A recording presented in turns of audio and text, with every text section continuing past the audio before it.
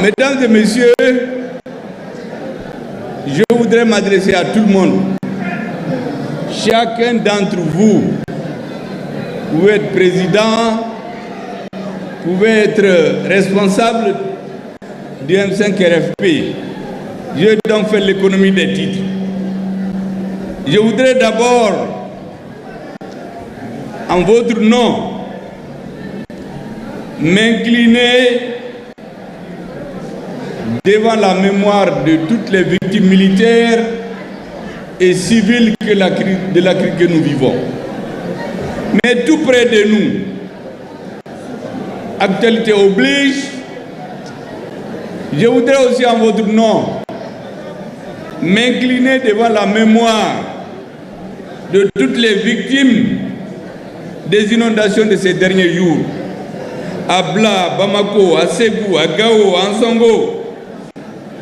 Et notre solidarité à toutes les victimes, à toutes les familles, à toutes les personnes qui ont souffert de ces inondations. Que dire des victimes de Sikasso, de Ségou et de Bamako le 12 juillet 2020. Et bien entendu, les victimes civiles et militaires de la crise que nous vivons. Je voudrais donc que vous priez avec moi pour le repos de leur âme et exprimer notre solidarité avec ceux qui sont restés vivants. Je voudrais aussi dire clairement que ce meeting se tient, bien entendu, avec la bénédiction de Dieu, sous le regard attentif des présidents des pays membres de la Confédération de l'AES. Je voudrais parler du président du Burkina Faso, Ibrahim Traoré, le capitaine, du président de la transition malienne, ce n'est que là le colonel Assimi Goïta, du président de la transition du Niger, le général de brigade Abdraman Chani. Je voudrais leur exprimer toute notre satisfaction pour l'acte historique qu'ils ont posé le 6 juillet à Niamey en mettant sur les fonds baptismaux la Confédération des États du Sahel. Mesdames et messieurs, après cette introduction, je voudrais m'arrêter un tout petit peu pour que les uns et les autres comprennent pourquoi ce meeting. Il y a beaucoup de ce que j'appelle les ignares triomphants qui sont sortis et d'autres qui ne comprennent rien. Il y a même certains, ce que j'appelle les M5 défroqués, qui sont sortis sans savoir pour donner leur interprétation de pourquoi ce meeting est convoqué. Bien entendu, à ces deux groupes se sont joints aussi ceux que j'appelle les agents doubles, ceux qui sont avec tous les régimes, ceux qui avaient prédit la chute du M5, l'échec, mais le lendemain ils ont changé de veste, ils sont devenus les grands défenseurs de la transition. Nous les connaissons. Et donc ces messieurs se sont mis à notre place sans attendre à donner leur interprétation de l'objectif de ce meeting. Eh bien, je vais vous dire pourquoi ce meeting a été convoqué par le M5 RFP et toutes les forces réellement acquises au changement. Beaucoup ne sont pas dans cette salle, mais je suis sûr qu'ils nous suivent. Ce meeting d'abord est convoqué pour commémorer le 18 août 2020, le jour de changement de paradigme politique au Mali, le jour de la naissance du changement que nous sommes en train de vivre. Même s'il y a eu des tâtonnements au début. Mais le 18 août, personne ne doit l'enterrer. Nous ne permettrons à personne de banaliser le 18 août et faire comme si rien ne s'était passé. C'est donc pour commémorer ce jour où le peuple malien et ses forces armées et de sécurité se sont retrouvés pour redonner confiance au Mali et à l'Afrique. Vous avez vu qu'après, il y a eu le Burkina, il y a eu le Niger, il y a eu l'AES. Je suis convaincu que d'autres suivront. Et donc le point de départ, c'est le 18 août. Il ne faut donc pas que nous permettions, sous quelque prétexte que ce soit, sous quelque complexe que ce soit, parce qu'il y en a qui sont complexés, de banaliser cette date. Il y a bien sûr beaucoup de bruit, beaucoup d'idées, beaucoup d'intentions, souvent mauvaises d'ailleurs, par rapport à ce combat. Le troisième objectif, le deuxième, dis-je, c'est de soutenir les femmes, les braves forces armées de sécurité. J'ai l'habitude de les appeler les Monébodéons.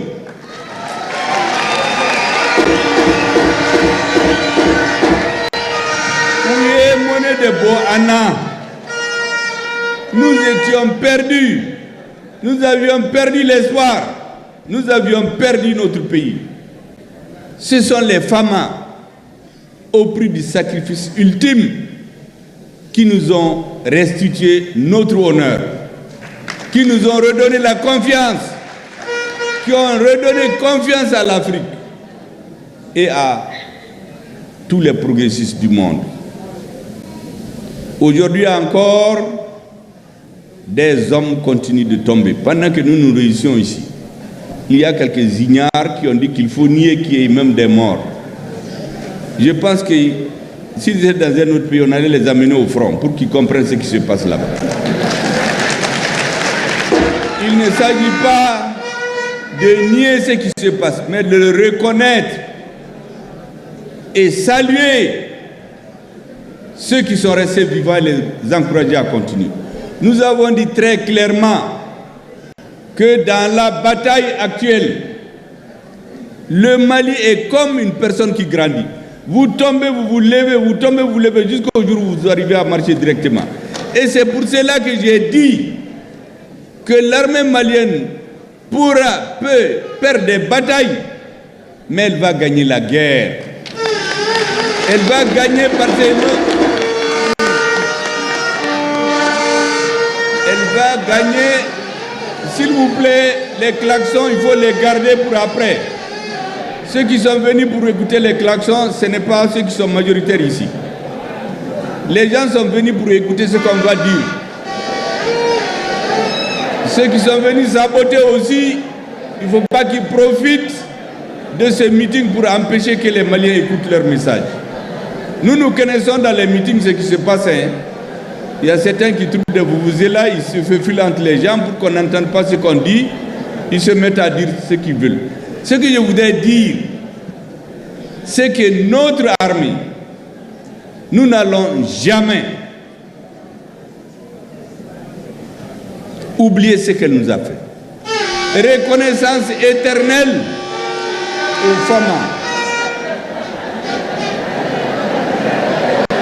Reconnaissance éternelle aux femmes.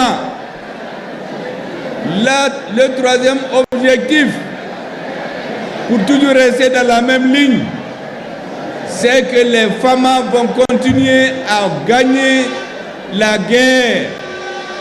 Personne ne nous empêchera de réussir notre guerre, qui est une guerre juste. C'est ce que je voulais vous dire. Le troisième objectif de ce meeting, je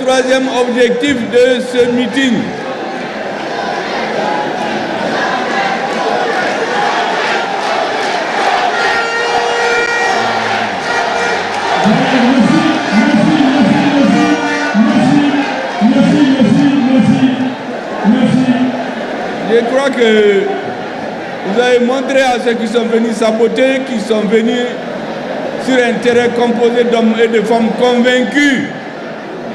Je disais donc que le troisième objectif de ce meeting,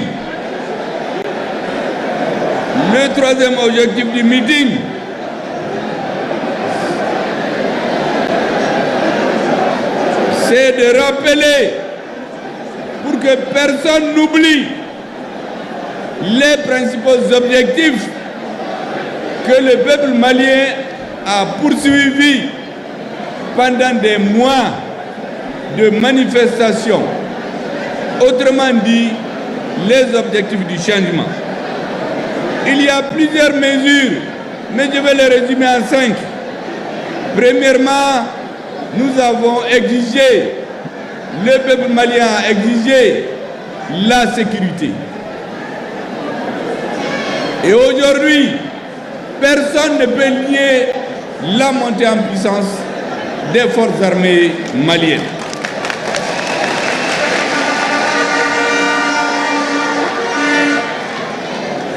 Deuxièmement, notre peuple avait exigé, à travers la lutte du M5 RFP, la lutte contre la corruption et l'impunité. La corruption avait gangréné toute la société, a désorganisé le système éducatif, a désorganisé l'armée, a désorganisé la société, a voulu dissoudre le peuple malien. La lutte contre la corruption et l'impunité. Troisième objectif, le peuple malien avait demandé et exigé des réformes politiques et institutionnelles pour que le pays ne retombe plus dans le désordre. Le quatrième objectif du peuple malien, autour duquel nous nous réunissons aujourd'hui, c'est une application intelligente de l'accord pour la paix et la réconciliation nationale sous quelques conditions. Nous pas toucher à l'intégrité territoriale du peuple malien, de notre territoire à l'unité nationale, à la forme laïque et républicaine de l'État.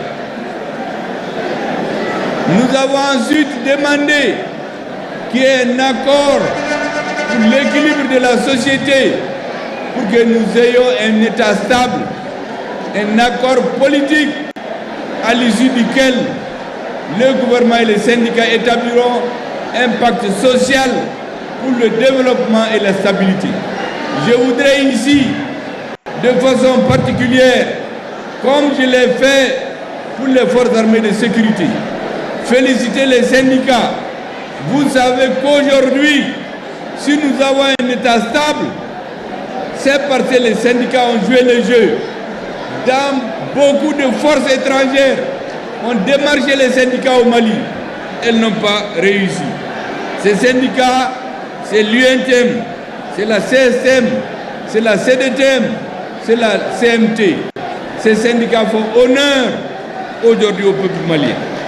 Mesdames et messieurs, je voudrais dire cela pour éviter l'actuel silence, j'allais dire la falsification de la lutte du peuple malien et du M5 RFP. Mesdames et messieurs, je voudrais aussi rappeler, dans ce monde actuel, lorsque les gens veulent déstabiliser un pays, ils s'attaquent au sommet ou ils nous coupent de la base. L'autre démarche, c'est de désorganiser nos forces armées de sécurité. Vous aurez remarqué, après la transition, qu'est-ce qu'ils ont fait? Les chefs d'État, les chefs d'État-major des armées, le ministre de la Défense, ils les ont traînés dans la boue pendant 7 ans. Pourquoi? C'était des complots ourdis pour que nous perdions confiance à notre armée. Heureusement, les Maliens ne sont pas dupes. Nous avons des militaires de qualité qui ont perdu 7 ans pour rien. On les a traînés dans la boue. Heureusement que la vérité a fini par s'imposer. On a aussi essayé de confronter les corps de l'armée. Tout cela, c'est des manipulations politiques. C'était pour nous affaiblir. Nous n'allons pas céder à cela. Je voudrais, dans cette salle, saluer ceux qui sont venus de très loin, bien sûr, de Sikasso, de Ségou, de Caille, d'un peu partout. Certains sont même venus de Gao, je les vois dans cette salle, malgré la situation difficile que nous vivons. Mesdames et messieurs, vous rappelez, je vous avais dit au début de notre mission, je vous ai édicté un certain nombre de valeurs auxquelles j'ai demandé que nous nous en tenions. Je remercie les forces patriotiques regroupées au sein du M5RFP. Ceux qui n'étaient pas là par des calculs, qui sont restés. Je vous avais dit de faire la politique au sens noble du terme, de faire en sorte que ce que les Maliens espéraient avoir, qu'il l'ait. Deuxièmement, que tout ce qui est possible, que nous fassions tout pour le réaliser pendant la transition. Je vous ai dit que pour cela, l'alliance stratégique entre le M5RFP et les forces armées et de sécurité était le seul gage de la réussite de la transition. Et c'est pour cela que je vous avais dit que personne, aucun calcul ne doit amener personne à faire des échafaudages avant que je n'en discute avec ceux qui représentent les forces armées de sécurité. Lorsque vous aurez les conclusions, chacun est libre de faire ce qu'il veut, mais pas avant. Tous ceux qui font des calculs, des échafaudages, sont là en fait pour faire échouer la transition. Ils ont d'autres agendas. Il y a bien sûr les agents doubles, les doubles visages, ceux qui changent de veste, changent de position politique comme ils changent de chemise, qui sont venus s'incruster pour se faire passer pour les nouveaux amis de la transition, qui nous donnent des leçons. N'écoutez personne. Notre allié, ce sont les représentants de l'armée. Et toute l'armée, je vous ai dit qu'aujourd'hui nous sommes dans cette salle parce que d'autres sont en train de mourir, d'autres sont en train de se battre. Leurs représentants, ceux qui parlent à leur nom, sont nos interlocuteurs les plus crédibles. Parce qu'eux, ils risquent leur vie. Ceux qui sont en train de parler dans les médias, dans les radios, dans les télés, ils prennent l'argent, ils mettent en poche, ils sautillent comme des cabris. Mais ils ne perdent rien. Mais ceux qui risquent leur vie, c'est eux les alliés du M5RFP. Et nous devons être à leur écoute. Je vous avais dit aussi qu'il faut qu'on ait du courage politique. Je vous avais toujours dit un proverbe bamana qui dit que marigot, il y a des caïmans, vous ne pouvez pas les traverser avec le courage d'autrui. Donc le chemin sera dur. Il faut que nous ayons notre courage pour pouvoir arriver et faire le discernement entre ce qui est secondaire et ce qui est accessoire. Un homme qui grandit, il tombe malade, une maman elle frappe son bébé, un père il frappe son bébé, mais dans un regroupement c'est ça, il y a des moments où on ne se comprend pas. L'essentiel, anga koto nyogontala pour avancer. C'est ce que nous sommes en train de faire. Et nous avons quelques nouveaux amis de la transition qui sortent sur chaque petite contradiction pour faire le buzz et se faire reconnaître par les Maliens. Nous ne sommes pas dupes. Les militaires aussi ne sont pas dupes. Ils laissent chacun sautiller. Vous savez, Amadou Ampateba dit que l'alcool, le pouvoir c'est comme l'alcool. Le premier verre, tout le monde sautille comme cabri. On est très content. Eh bien, ces messieurs-là, ils sautillent comme des cabris. Deuxième verre. Quand je dis ces messieurs, je parle de ceux qui, les faux amis de la transition, qui sautillent dans les médias. C'est tous les Maliens. Deuxième verre,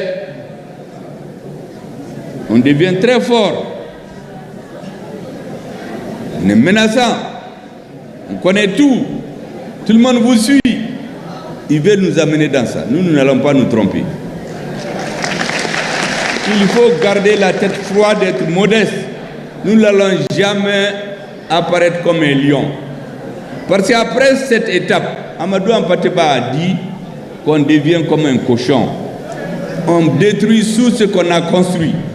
Or, nous ne voulons pas nous droguer, nous ne voulons pas être des cabris, nous voulons marcher lucidement, la tête froide. Nous allons rencontrer des difficultés entre nous et nos partenaires. Mais l'essentiel, c'est le Mali. Les petits calculs, ceux qui changent d'alliance tous les jours, nous ne sommes pas de cette engeance. Je voudrais aussi vous dire que certains croient que c'est en nous intimidant ou en comptant sur des forces étrangères que notre pays peut s'en sortir. Les forces armées de sécurité du Mali, avec le soutien du M5RP du peuple malien, sous le leadership du président de la transition, accompagné avec ses compagnons d'armes, avec à ses côtés le ministre de la Défense, le ministre directeur chargé des services de renseignement et de sécurité. Mais c'est eux qui battent l'ennemi. Nous avons bien entendu notre Conseil national de transition. Au début, nous n'étions pas d'accord, mais on a fait un accord. Nous avons signé, nous nous sommes entendus sur un pacte d'honneur le 24 mai 2021. Pour que l'organe législatif qui est au Mali, de façon conditionnelle, nous l'acceptions. Il y a des gens qui sont réveillés en retard, qui sont venus dire « Mais vous avez dit que l'organe était illégal et illégitime. » J'ai dit « Mais vous êtes réveillés à midi, nous on est sur pied depuis 6 heures. » On a fait nos négociations dans la nuit du 24. Vous étiez en train de dormir. Vous réveillez le 24, le 25 dans la journée, vous n'avez fait un pam qu'ils ont dit que c'est illégitime. Mais ils n'ont rien compris. Mais j'ai dit tout ça pourquoi? Parce que si vous voulez que le gouvernement agisse, si vous voyez que le gouvernement agit, c'est parce qu'il a eu l'autorisation, c'est parce qu'il a eu le quitus du Conseil national de transition. Et ce Conseil national de transition, il y a eu des débats houleux, comme dans tout parlement. Les gens ne sont pas d'accord souvent, il faut expliquer, ils attaquent. Mais à la fin, le président du Conseil national de transition a pesé de tout son poids pour donner le quitus au gouvernement le 3 août 2021. Mais les uns et les autres croient que nous on va oublier ça parce qu'on aime content un jour on se réveille à des mots de tête, des mots de ventre. Nous ne perdons jamais de vue l'essentiel. Ceux qui sont venus représenter l'armée avec lesquels nous avons discuté. Je précise bien le 24 mai 2021, dans la nuit, la délégation était dirigée par notre, je dis souvent avec son calme olympien, il nous l'a montré ce jour d'ailleurs, l'actuel ministre de la Défense. C'est lui qui a conduit la délégation des militaires. Nous avons conclu un pacte d'honneur. Moi, je m'en tiens à ça jusqu'aujourd'hui. En tenez-vous à ça. Tous les débats qu'il y a, tous les coups bas, les courtou, les petits paratala, il ne faut pas les suivre.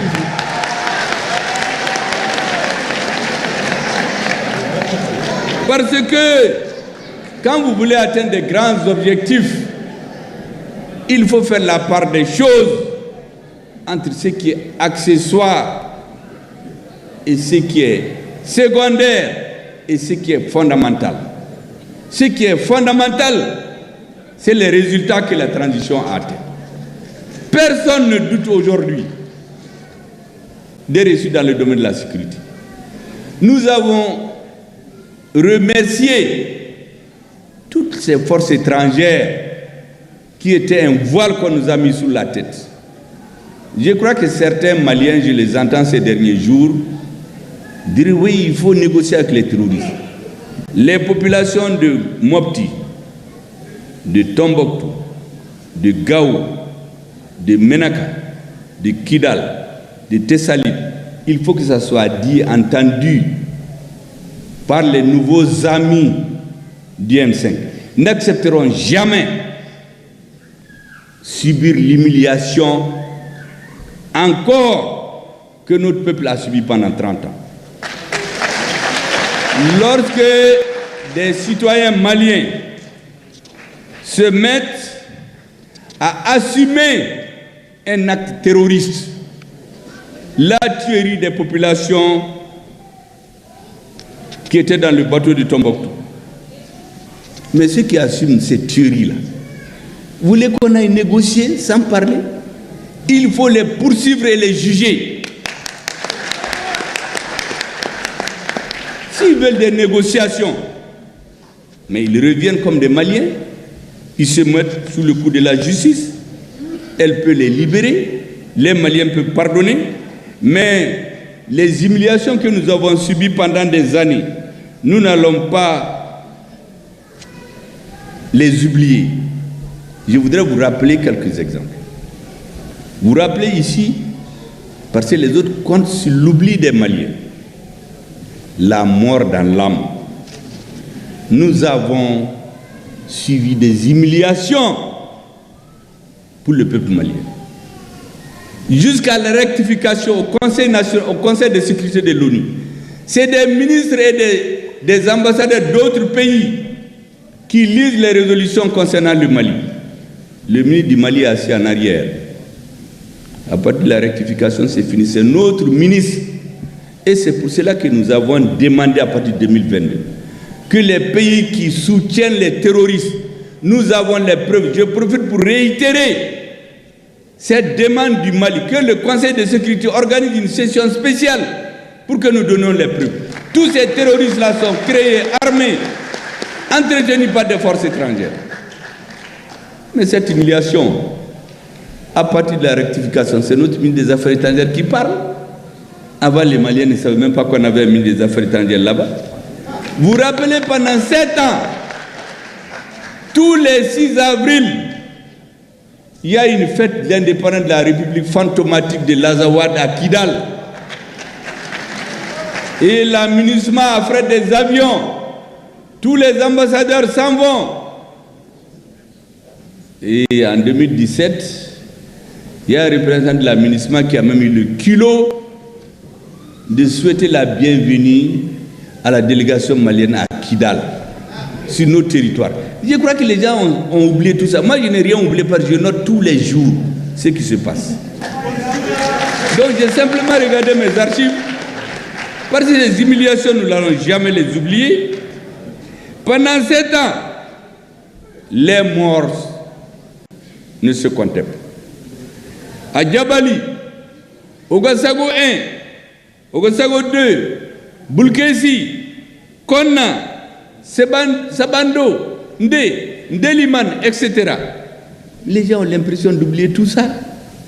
Mais tout ce qui a organisé ça, vous voulez que sans autre forme de procès, on dit qu'on va négocier? Mais on n'a fait que négocier pendant 30 ans. Ça n'a amené que des morts. Donc quand je vois des gens sautiller dans les médias ou des has-been politiques venir dans des réunions, nous dire « Ah, la force seulement ne suffit pas ». Est-ce qu'on a besoin d'aller à l'école pour savoir que la force seulement ne suffit pas? Mais un État, c'est la force et le droit. Tant qu'il y a des Maliens qui veulent s'imposer aux autres, il faut que l'armée joue son rôle. Et ce défaitisme qui consiste à commander la paix, nous ne sommes pas preneurs. L'État, c'est le droit. Et la justice malienne est en train de se réorganiser. Elle est en train de traquer les criminels à col blanc, ceux qui tuent. Vous avez vu dans les médias récemment, on a pris des gens avec 600 000 € à l'aéroport ici. L'autre jour, c'est un aéroport d'un pays voisin qu'on a pris des gens qui transportaient 500 millions de francs CFA dans des valises. Donc il y a tout un réseau qui est organisé et leurs relais nous infiltrent. Ils infiltrent l'armée. Ils sont là avec des discours spécieux pour nous tromper. Soyons vigilants. Nos contradictions, gérons-les Nous ne tombons pas dans l'erreur des Soudanais. Vous avez vu les Soudanais? Les autres ont fait plusieurs années pour les diviser. Quand ils ont divisé, ils ont eu le Soudan du Nord. Qu'est-ce qu'ils ont fait? Ils ont fait plus de 10 ans pour dire la démocratie, la démocratie. Après, on a trouvé des femmes, des jeunes, des intellectuels qui se sont mis dans la rue. Démocratie, démocratie, démocratie. Et puis certains militaires ont suivi cette chanson. Ils ont renversé le régime. L'étape suivante, c'est ce que certains sont en train de faire ici. Créer des bis-bis entre les militaires et les civils. Les militaires sont tombés dans le piège. Ils ont renvoyé les civils. Et le pouvoir est resté seulement entre les militaires. La finalité, les militaires sont bagarrés. Mais où se trouve leur pays aujourd'hui? Le pays est détruit. Tous ceux qui réclamaient la démocratie là sont morts ou ils ont fui. Les autres sont réduits à courir pour chercher des alliés. Mais le Soudan, ils l'ont détruit. Faites attention. Tous ces faux soutiens de la transition qui sont chez nous, leur objectif c'est de faire échouer la transition. Nous allons eux les faire échouer. J'ai dit plusieurs fois, toute personne, tout groupe qui essaie de trahir la transition, allez répéter. Inch'Allah. La transition malienne, c'est une bénédiction de Dieu. Toute l'Afrique est en train de nous regarder. Nous n'avons pas le droit à l'échec. Et c'est pour cela que nous devons rester vigilants. Je ne le cesserai jamais de le dire. Et regardons autour de l'Afrique. Comment ça se passe? J'ai reçu dans mon bureau des Africains venus des pays développés, des délégations qui ont des nationalités de ces pays. Mais il y a des Noirs qui m'ont abordé après. Ils m'ont dit, à cause de Dieu, faites tout pour ne pas échouer. Tout le monde regarde le Mali.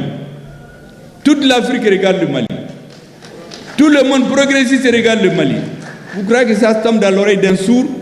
Lorsque donc un ignare triomphant, comme je les ai appelés, sort pour me lancer des flèches, vous pouvez d'ailleurs comprendre pourquoi je ne me perds pas mon temps à lui répondre. Comme je l'ai déjà dit, un homme public, il faut vous battre avec vos idées. Traîner des contradicteurs devant la justice, c'est une preuve de faiblesse. Traîner la presse devant la justice, c'est une preuve de faiblesse. Et c'est pourquoi j'ai dit à tout le monde que personne, tant que j'ai le même raisonnement, ne me verra jamais amener un homme politique en justice ou un journaliste en justice pour ses idées. Je le combats avec mes idées. S'il a tort, il finira par être grillé. Je ne donne pas des exemples. Vous avez entendu ceux qui ont attaqué le Premier ministre ici, là, depuis 3 ans. Où est-ce qu'ils sont aujourd'hui? Ou bébé ou Okono? Ou bien certains se sont tués ou sont portés disparus de la scène politique. Vous entendez des gens qui viennent, ils prennent des contradictions, ils sautillent là-dessus. Mais les contradictions, c'est les sources du progrès. Dans un groupe, s'il n'y a pas de contradiction, il n'y a pas de progrès. Mais Abdelkader Mega que vous voyez, et Bouba Traoré, ceux qui sont dans le M5 le savent, au début du M5, mais je ne m'entendais pas avec eux. Et Abdelkader, c'est un homme direct. Il m'a dit, je ne suis pas d'accord avec vous. J'ai dit, petit frère, viens à la maison, on va échanger. Quand on a échangé, c'est un homme de bonne foi. Il dit, bon, je vais remarquer. Mais Bouba que vous voyez là, mais au début, même quand je parlais, Bouba ne voulait même pas entendre au M5. Jusqu'au jour où le M5 est fait à rencontrer le président de la République. Et j'ai parlé ce jour au nom des forces regroupées au sein du M5. Quand je suis sorti, Bouba m'a pris par la main. Il dit, Dogo, Bikonen Soniye. C'est à partir de ce jour qu'on a commencé à se comprendre. Moi, j'aime les hommes entiers. Mais s'il y avait des ignares triomphants là-bas, ils allaient me dire, ah, attention, hein, Bouba là, il ne t'aime pas, Kader là, il ne t'aime pas. Un jour, au sorti d'une réunion du M5, quelqu'un m'a abordé, il a surpris des gens en train de mal parler de moi. Donc, il faut se méfier d'eux. J'ai dit, mais attention, mais ta femme et tes enfants, est-ce que souvent ils ne te cassent pas les sucres sur le dos quand tu n'es pas à la maison? Parce que les enfants veulent des beaux habits, toi tu n'as pas l'argent. ou bien madame veut aller à une cérémonie, mais il te frappe. Est-ce que ça veut dire qu'il ne t'aime pas? J'ai dit, mais c'est leur avis. Il faut gérer les contradictions entre les hommes. La société politique n'est pas une caserne. Et d'ailleurs, tous les gens que vous voyez trop polis pour être honnêtes, d'après Modibo Keïta, quand vous voyez quelqu'un qui est d'accord avec tout là, c'est un traître. Le président Modibo Keïta les a appelés, il dit trop poli pour être honnête. Et moi j'ai suivi, je vous assure, que pour éviter qu'on se trompe, j'ai pris chaque président qui a eu la chance de diriger le Mali. Je peux me tromper, j'ai regardé son parcours. Où est-ce qu'il a réussi? Quels étaient ses atouts? Où est-ce qu'il a échoué? Quelles sont les erreurs que nous ne devons pas faire? Tous les présidents, Modibo Keïta, avant lui, Philidabo Sissoko, Mamadou Konaté, Modibo Keïta, Moussa Traoré, Amadou Toumani Touré, Amadou Aya Sanogo, Dionkunda Traoré, Ibrahim Bokar Keïta, Assimi Goïta. Je regarde tous ces présidents et tous les matins je prie Dieu de ne pas m'amener à commettre une erreur fatale. Parce que nous avons une obligation politique, historique dans cette affaire de M5. Nos partenaires militaires, c'est la chance du Mali. Parce que je ne suis pas sûr que dans l'espace politique, c'était facile de trouver des jeunes de 30, 40, 50 ans qui ont une conscience patriotique élevée. Et donc s'ils flanchent quelque part, nous devons accepter. Nous devons encaisser. Parce qu'ils sont le produit de leur âge. Je suis sûr qu'il y a certaines choses qu'ils font aujourd'hui. Quand ils auront 60 ans, ils ne vont pas les faire. Et donc quand je vois que quelque chose ne va pas, je me dis, ah, il faut encaisser. Il faut accepter. Pour qu'on avance. Certains souhaitaient que ça n'arrive pas. Dès le début de la transition, certains voulaient qu'on transforme le M5 en RFA en un mouvement d'opposition aux militaires. J'ai dit non. Bora. À la veille de l'embargo, ils sont venus démarcher les jeunes du M5 pour dire que quand il y aura l'embargo, le régime va tomber. Il n'y aura rien. Bora.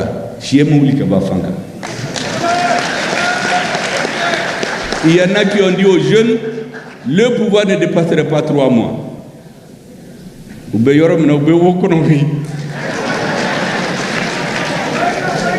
Deuxième étape, le premier ministre tombe malade.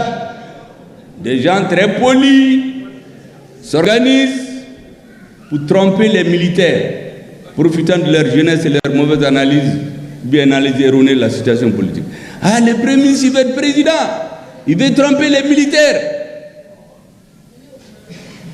Il croit qu'il est né pour être président.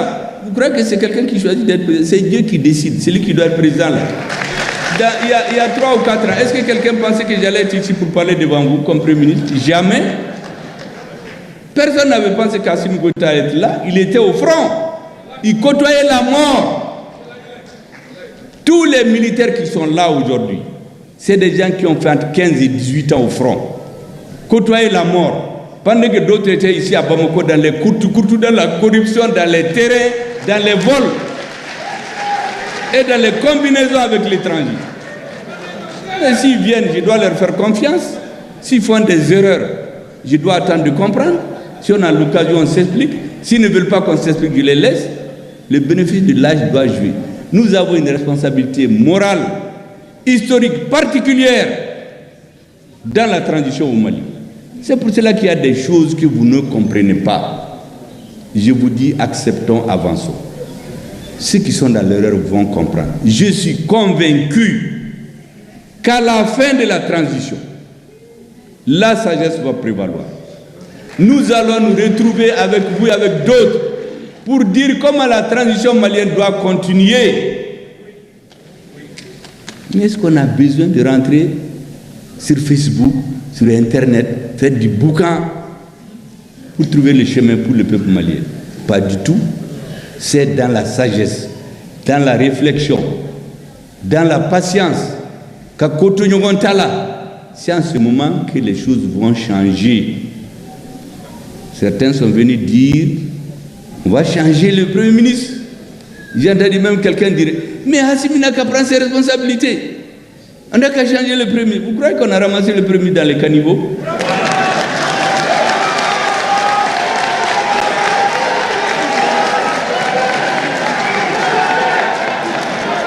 Vous croyez que Assimi Goïta a usurpé son pouvoir? Le président de la transition du Mali a une légitimité historique. Parce que c'est les militaires, ceux qui ont parlé au nom des militaires qui l'ont choisi. C'est à eux de dire s'il est bon ou non. Pour l'instant, nous on est contents de son travail, mais de quoi on va se mêler? Et de quoi ces ignares triomphants là vont se mêler sur le choix du Premier ministre? C'est eux qui l'ont choisi.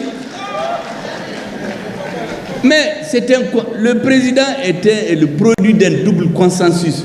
Légitimité historique, les militaires étaient d'accord sur lui. Le M5 a accepté. Donc c'est le président. Le Premier ministre, c'est la même chose. On n'a pas été avec un filet chercher dans les caniveaux ou bien dans le fleuve Niger pour trouver quelqu'un. Mais il est le produit d'un double consensus. Mais quand ce consensus existe, pourquoi un énergumène va aller dans les médias? Ah mais Assimi, quand est-ce qu'il n'a qu'à prendre ses responsabilités? Mais toi tu n'en as même pas. Tu demandes à Assimi de prendre. Tu n'as même pas de responsabilité. Donc je voulais vous dire que nous avons une tête claire. Tout ce que je vous demande, c'est la confiance. Je vais tout faire pour ne jamais décevoir votre confiance. Et si quelque chose ne va pas, il vaut mieux me le dire. Il y a des gens qui ont été en détention ici, mais avant qu'on les arrête, moi je les ai appelés pour leur dire avec quoi je n'étais pas d'accord. Mais on dit ailleurs, oui, c'est le Premier qui a dit de dire. Mais je ne me mêle pas de ça. Je respecte tous les cadres. Parce que je sais qu'in fine, il y a Dieu qui est avec cette transition. Personne, je dis bien, ne va nous conduire dans l'erreur. Tous ceux qui veulent faire échouer la transition, c'est eux qui vont échouer. Tout ce contre quoi le peuple s'est levé, s'est battu. Celui qui va contre ça, le peuple va le combattre. Et pour l'instant, dans les grandes lignes, les Maliens sont satisfaits. Maintenant, on est dans une situation géopolitique, géostratégique, internationale, où on ne peut pas tout avoir tout de suite. Tous ces messieurs qui disent la paix, est-ce que vous savez qu'à un moment donné, quand on organise la cérémonie d'indépendance de la République fantomatique de l'Azawad, quand on embarque les officiels, on dit aux représentants du Mali, les ministres, il ne faut pas aller avec les drapeaux du Mali. On a subi cette humiliation ici. Mais les gens qui viennent nous dire aujourd'hui, entendre, où est-ce qu'ils étaient en ce moment? C'était entre deux ils n'étaient même pas là, parce qu'ils ne savent même pas ce qui s'est passé ensemble. Nous avons tout suivi. Ces humiliations, nous n'allons jamais les subir. Les ministres passaient la journée à l'aéroport pour avoir un avion. Le soir, on leur dit de retourner. Aujourd'hui, quand un ministre voyage, quand c'est nécessaire, c'est les femmes qui le transportent. Il y a des parties du territoire où nous ne pouvons pas aller. Aujourd'hui, il n'y a aucune partie du territoire où nous ne pouvons pas aller. Maintenant, quand nous tombons dans des embuscades, il y a certains qui s'en réjouissent à peine, mais comme c'est des grands démagogues, ils reviennent chercher dans les discours de 30 minutes. Est-ce qu'il y a une minute où quelqu'un a flanché? On prend ça, on zoome ça, et puis on sort. Méfiez-vous de ces gens déjà. C'est ce qu'on appelle la troisième colonne. Ils sont plus dangereux que ceux qui combattent à visage découvert. Ils vous approchent, ils font semblant d'être avec vous. Et demain, que Dieu nous engage, si le régime change, c'est les premiers à les fêter avec le nouveau régime. Je voudrais vous remercier encore de la confiance que vous portez au gouvernement de transition, du soutien au gouvernement de transition. J'ai toujours dit qu'il y a un certain nombre de choses qui ne doivent pas être négociables. La patrie au-dessus de tout. Je suis de gauche, de droite, de tel parti, partisan de ATT, de IBK, de Moussa Traoré, de Modibo Keïta. Tout ça, c'est des discours. La patrie. Il ne faut jamais que nous clignotons à droite et virer à gauche. Parce que certains font, ou certains veulent faire. Clignoter à droite, mais ils virent à gauche. Quand le peuple va se rendre compte que vous l'avez trompé, il va vous rattraper. Deuxième chose, il faut aimer, soutenir et sacraliser les forces armées de sécurité. Un État sans armée n'existe pas. Historiquement, tous les États qui se sont fondés, c'est sur le modèle militaire. Quand un chef d'État affaiblit l'armée, il est là pour détruire. Troisième chose, dites toujours la vérité. Ne mentez jamais. Parce que si vous mentez, ça va vous rattraper. Il y en a, vous savez, on sort leur vidéo, il a dit ça aujourd'hui, voici ce qu'il a dit hier. Allez-y prendre mes vidéos depuis plus de 30 ans. Vous n'allez pas voir les contradictions là-dedans. Parce que j'essaie de ne pas mentir. Tout ce que j'ai dit, j'essaie d'avoir les preuves. Si je n'ai pas les preuves, je n'en parle pas. Donc, et enfin, celui à qui Dieu a donné la chance d'être à la tête du pays, il faut le respecter. Jusqu'à ce que Dieu en décide autrement. De toute façon, beaucoup pensent que le dessein des présidents et des premiers, c'est dans leurs mains. Mais ils se trompent, c'est dans les mains de Dieu et du peuple. Le jour où Dieu et le peuple en décideront autrement. Mais avant ça, il faut le respecter. Il ne faut jamais traîner le président dans la boue. Ça n'a jamais apporté du bonheur. Vous voyez aux États-Unis, un des grands pays, quels que soient les crimes que leurs présidents font, une fois qu'ils quittent, ils les laissent. Ça n'apporte rien. Le fait même de quitter le pouvoir, ça c'est la sanction suprême. Voici les conseils que je voulais vous donner.